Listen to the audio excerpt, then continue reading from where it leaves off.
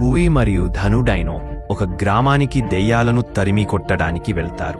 వారు గ్రామ సర్పంచ్ దగ్గరకు వెళ్లి నిలబెడతారు. మీరు మా గ్రామానికి రావడం చాలా మంచి జరిగింది. ధను డైనో అదంతా వదిలేయండి. ఈ గ్రామంలో ఏమి జరుగుతుందో చెప్పండి. సర్పంచ్, ఈ గ్రామంలో ప్రతి రాత్రి ఒక వింత పాట వినిపిస్తుంది. అది కూడా 10 సంవత్సరాలుగా మూసి ఉన్న ఈ ఇంట్లో నుండి వస్తుంది. సర్పంచ్ పాతబడి సంవత్సరాలుగా మూసి ఉన్న ఇంటిని చూపిస్తాడు. సర్పంచ్, ప్రతి రాత్రి 8 గంటలకు ఒక పాట వినిపిస్తుంది. ఆ వింత పాట గ్రామమంతటా ప్రతిధ్వనిస్తుంది. ఈ పాట విన్నవారు తలదడ నుండి వేరవుతుంది. ప్రతి రాత్రి 5గురు మరణిస్తున్నారు.